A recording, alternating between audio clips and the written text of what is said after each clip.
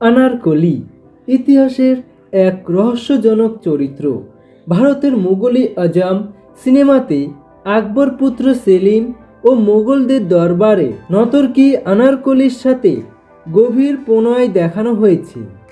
যেই ভালোবাসার অপরাধে আকবর আনারকলিকে জীবন্ত সমাধিস্থ করেছিলেন, কিন্তু এই যে ঘটনাটি দেখানো হয়েছিল তার সত্যতা কতটুকু?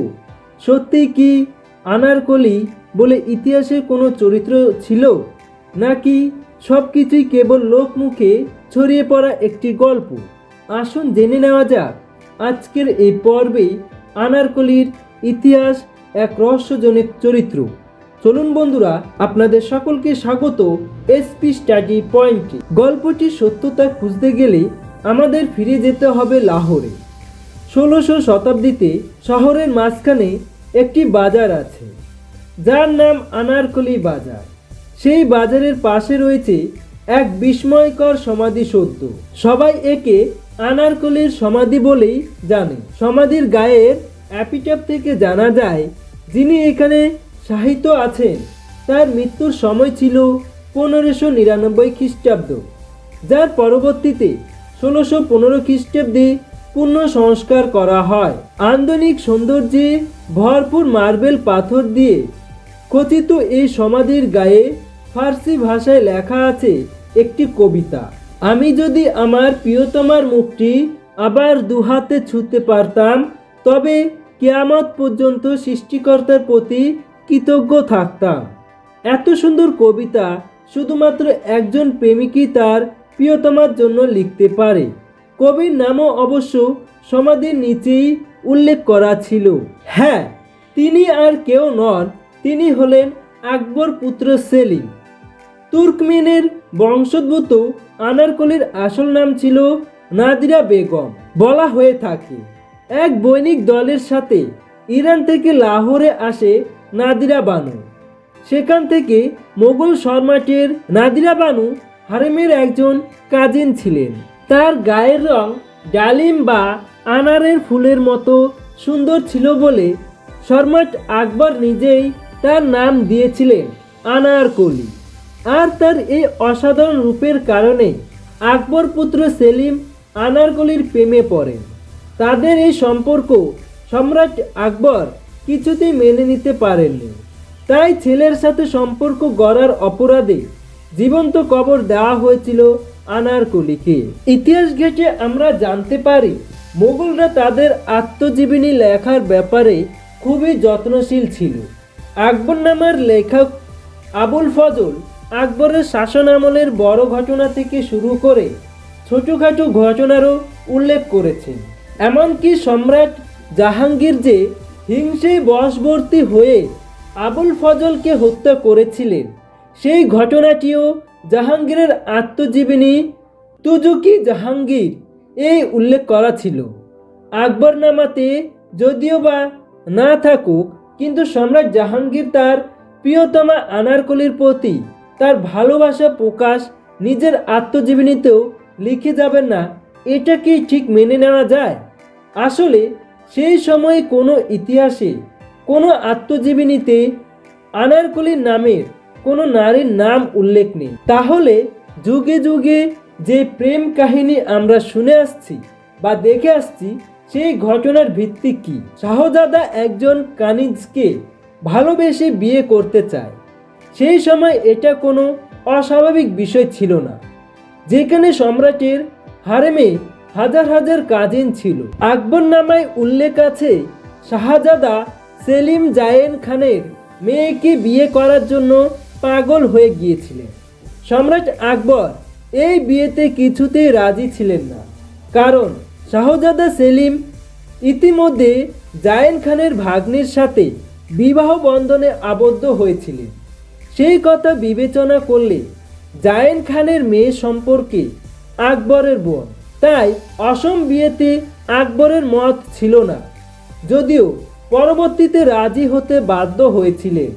তবে শাহজাদা সেলিমের দুই স্ত্রী কারণ মৃত্যুর তারিখ জানা যায়নি। যেই জায়গাটিতে আনারকলি বাজারের উল্লেখ আছে, সেখানে শাহজাদা দ্বারা শিখও যেতেন তার পীরের কাছে দীক্ষা নিতে। তার বিভিন্ন লেখায় সেই জায়গাটির বর্ণনা আছে, কিন্তু আনারকলির নামে কারো সমাধি যদি থাকতো তবে দারাশিকো সেই বর্ণনা কেন করেননি? তার মানে যে কিংবদন্তি গল্প মানুষের মুখে ছড়িয়েছে, সত্যিকার অর্থে সেরকম কোনো ঘটনা কখনো ঘটেনি। এবার আমাদের যেতে হবে 18 শতকে। লাহোর দুই ঐতিহাসিক আবদুল্লাহ স্বাগতি এবং মুহাম্মদ বাকির আনারকলির সমাধি নিয়ে একটি ব্যাখ্যা দিয়েছেন। তারা বলেছেন, আনারকলি বাজারে অনেক আগে একটি অজানা সমাধি ছিল। তখন কেউই জানতো না সমাধিটি কার, কিন্তু ধীরে ধীরে শতাব্দীর পর শতাব্দী স্থানীয় লোকমুখে আনারকলির গল্প ছড়িয়ে পড়ে। সেই গল্পে প্রকৃত অর্থে কোনো ভিত্তি ছিল না। এবার চলুন যাওয়া যাক 20 শতাব্দীতে। লাহোর 1922 সালে ইমতিয়াজ আলী আনারকলি নামে একটি নাটক রচনা করেছিলেন, যার বিষয়বস্তু ছিল গরিব ঘরের একটি সুন্দরী মেয়ে এক বড়লোক ঘরের ছেলেকে ভালোবেসেছিল, কিন্তু তাদের ভালোবাসা শেষ পর্যন্ত পরিণতি পায়নি। ইমতিয়াজ আলী লাহোরে বড় হয়েছিলেন বলে আনারকলিকে নিয়ে সেই সব লোক গল্প তার অজানা ছিল না। তাই তিনি ভেবেছিলেন ইতিহাস ভিত্তিক নাটকের জন্য এই বিষয়বস্তুটি উপযুক্ত, এবং তার ধারণাকে সত্যি প্রমাণিত করে আনারকলি নাটকটি খুব জনপ্রিয় হয়। নাটকের সাফল্যতার পরপরই ইমতিয়াজ আলী সিদ্ধান্ত নেয় এই গল্প দিয়েই তিনি সিনেমা বানাবেন। 1928 সালে তার সিনেমাটি মুক্তি পায়, যেখানে অভিনয় করেছিলেন দুইজন বাঙালি অভিনয় শিল্পী প্রফুল্ল রায় ও চারু রায়। এই সিনেমাটি যেন আনারকলি গল্পকে একটি জীবন দিয়ে দিল। লোকের মুখে বলা একটি কিংবদন্তি মানুষ ধীরে ধীরে সত্যি বলে মেনে নিতে শুরু করলো। মানুষের এই বিশ্বাসকে আরও পাকাপোক্ত করে ভারতের কালজয়ী সিনেমা মুঘল-ই আজম। দিলীপ কুমার আর মধুবালার অসাধারণ অভিনয়ে মানুষের মনে আনারকলি আর সেলিমের জন্য ভালোবাসা জমতে থাকে। এই সিনেমাটিতে আনারকলিকে জীবন্ত সমাধিস্থ করা দেখানো হয়নি, সেখানে আনারকলির দেওয়ালে লুকানো গুপ্ত দরজা দিয়ে পালিয়ে গিয়েছিল। কারণ আকবর ছিলেন একজন যোগ্য শাসক।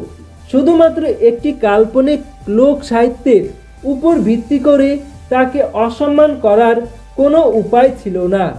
আনারকলি নামে আসলে কেউই ছিল না কোনোদিনই। যুগ যুগ ধরে মুখে মুখে বানানো একটি গল্প কি করে আজ সকল মানুষের বিশ্বাসকে নাড়িয়ে দেয়, আনারকলি তার একটি বড় জলজ্যান্ত প্রমাণ। মানুষ রোমাঞ্চকর বিষয় পছন্দ করে, এর জন্য এই যে আজ আমরা এত তথ্য প্রমাণ সহ বিষয়টি ব্যাখ্যা করলাম, সেটাও হয়তো অনেকের পছন্দ হবে না, কিন্তু সত্যি এটাই যে আনারকলি একটি জীবন্ত কিংবদন্তি, যা থেকে শুরু হয়েছিল সব ভ্রান্ত ধারণা। বাস্তবে আনারকলি নামে কোনো নারীর অস্তিত্বই নেই। প্রিয় দর্শকবৃন্দ, এই ছিল আজকের ছোট্ট প্রতিবেদন।